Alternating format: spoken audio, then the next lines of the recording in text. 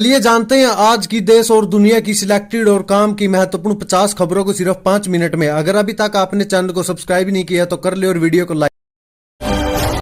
आज की पहली और बड़ी खबर दोस्तों, इनकम टैक्स को लेकर आई नई कर प्रणाली में 17,500 रुपए तक का फायदा। स्टैंडर्ड डिडक्शन से लेकर स्लैब तक में ये बड़े बदलाव। देखिए दोस्तों, इस बार के बजट में वित्त मंत्री ने नई कर प्रणाली यानी कि नई टैक्स स्लैब में 3 से 7 लाख रुपए तक का 5% टैक्स का प्रावधान किया है। वित्त मंत्री ने बजट भाषण में कहा कि 3 लाख रुपए तक की आमदनी पर करदाताओं को यानी टैक्स पेयर्स को कोई टैक्स नहीं देना होगा। 7 से 10 लाख रुपए तक की आमदनी वालों के लिए 10% का टैक्स प्रावधान किया है। वित्त मंत्री के अनुसार नए ऐलानों से 4 करोड़ लोगों को नई कर प्रणाली में 17,500 रुपए तक का लाभ होगा। वित्त मंत्री ने पेंशन भोगियों के लिए पारिवारिक पेंशन पर कटौती 15,000 रुपए से बढ़ाकर 25,000 रुपए कर दिया। सरकार के फैसले से देश के वरिष्ठ नागरिकों को भी लाभ मिलेगा। नीट यूजी पर सुप्रीम कोर्ट का फैसला, दोबारा परीक्षा कराने की मांग वाली याचिका हुई खारिज।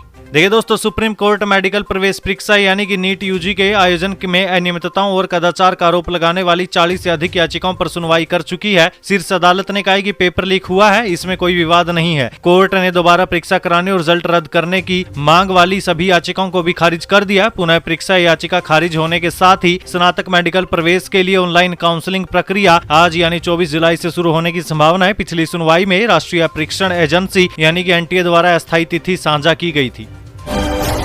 1 करोड़ युवाओं को इंटर्नशिप और मासिक भत्ता, कौन होगा हकदार और किसे नहीं मिलेगा फायदा, जाने दोस्तों। देखिए दोस्तों, बजट में सरकार ने 1 करोड़ युवाओं को अगले 5 साल में टॉप 500 कंपनियों में इंटर्नशिप देने की घोषणा किया है। तो ऐसे में जानते हैं दोस्तों, इस योजना का लाभ किन अभ्यर्थियों को मिलेगा और किन्हें इससे बाहर रखा गया। देखिए दोस्तों, जिन युवाओं को इसका लाभ मिलेगा, इनका मानदंडों के आधार पर चयन होगा। रोजगार पाने की कम अक्षमता वालों को प्राथमिकता दी जाएगी। वहीं 1 करोड़ युवाओं को इसका लाभ मिलेगा और जिन्हें इस लाभ का फायदा नहीं मिलेगा उनमें IIT, IIM, IISER, CA, CMA पास छात्र हैं। आयकर दाता यानी कि टैक्स पेयर्स के परिवार के सदस्य, सरकारी कर्मचारी के परिवार के सदस्य, इन्हें इस योजना का लाभ नहीं मिलेगा।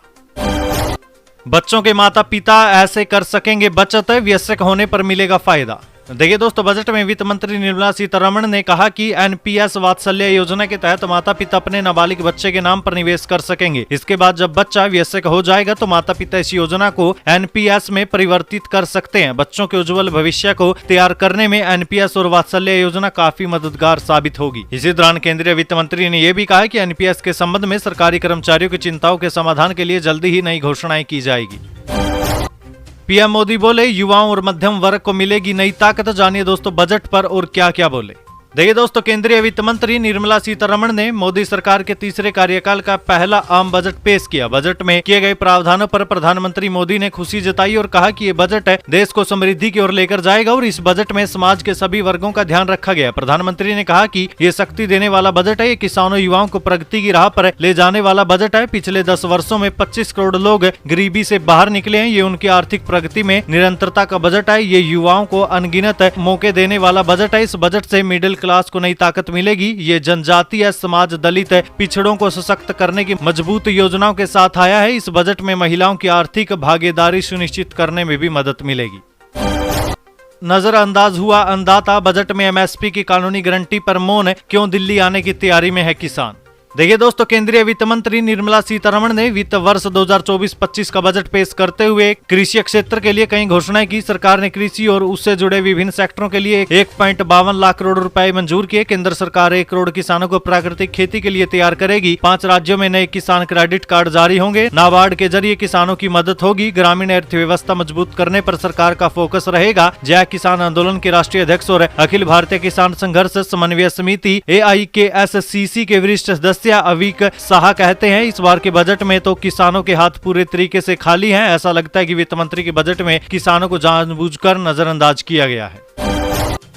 केंद्र पर बरसे राहुल गांधी, कहा यह कुर्सी बचाओ बजट है। खरगे बोले, ये देश के विकास के लिए नहीं। देखिए, लोकसभा में नेता विपक्ष राहुल गांधी ने केंद्रीय बजट को कुर्सी बचाओ बजट भी कहा और दावा किया कि अन्य राज्यों की कीमत पर भाजपा सहयोगियों से खोखले वादे करता है। पूर्व कांग्रेस प्रमुख ने यह भी दावा किया कि बजट 2024 के चुनावों के लिए कांग्रेस के घोषणा पत्र और पिछले बजटों की कॉपी और पेस्ट वाला काम किया है। सोशल मीडिया एक्स पर राहुल गांधी ने एक पोस्ट में केंद्र सरकार के बजट को ऐसे उल्लेखित किया, कुर्सी बचाओ बजट सहयोगियों को खुश करना, अन्य राज्यों की कीमत पर उनसे खोखले वादे, साथियों को खुश करना। आम भारतीयों को कोई राहत नहीं, लेकिन अडानी अंबानी को लाभ, कॉपी और पेस्ट कांग्रेस का घोषणा पत्र और पिछले बजट। वहीं इधर कांग्रेस अध्यक्ष मल्लिकार्जुन खड़गे ने भी केंद्रीय बजट पर निशाना साधा और कहा कि इस बार के बजट में देश के विकास के लिए कुछ भी नहीं है। बजट के ऐलान के बाद सोने और चांदी की कीमतों में भारी गिरावट, सोना 4,000 रुपए तक सस्ता, जाने दोस्तों रेट। देखिए दोस्तों, वित्त मंत्री निर्मला सीतारमण द्वारा सोने पर कस्टम ड्यूटी 6% कम करने की घोषणा के बाद सोने और चांदी की कीमतों में जबरदस्त गिरावट आई है। ऐसे में सस्ते रेट पर सोना खरीदने का शानदार मौका है। मल्टी कमोडिटी एक्सचेंज यानी MCX पर सोने के रेट में 4,000 रुपए तक की गिरावट आई है। वहीं चांदी की कीमतों में 4,800 तक की गिरावट आई। राजधानी दिल्ली में 22 कैरेट वाले सोने की कीमत 63,840 रुपए प्रति 10 ग्राम और 24 कैरेट वाले सोने की कीमत 73,990 रुपए प्रति 10 ग्राम पर है। कर्मचारियों को सख्त संदेश, बजट में OPS और 8वां वेतन आयोग गायब, फिर आंदोलन की राह पकड़ेंगे बाबू। देखिए दोस्तों, केंद्रीय बजट में सरकार का अपने कर्मचारियों के लिए सख्त संदेश है। बजट में पुरानी पेंशन बहाली, जिसके लिए विभिन्न केंद्रीय संगठन लंबे समय से आवाज उठा रहे थे, उनका जिक्र तक नहीं किया गया। इतना ही नहीं, वित्त मंत्री निर्मला सीतारमण ने अपने बजट भाषण में 8वें वेतन आयोग के गठन को लेकर भी कोई घोषणा नहीं की। एक तरह से वित्त मंत्री का सरकारी कर्मियों के लिए सख्त संदेश है कि उन्हें NPS में ही रहना होगा। उन्होंने बजट भाषण के दौरान कहा कि वे नेशनल पेंशन सिस्टम को लेकर सरकारी कर्मचारियों की चिंताओं से अवगत है। इस बाबत जल्दी ही एक समाधान की घोषणा की जाएगी।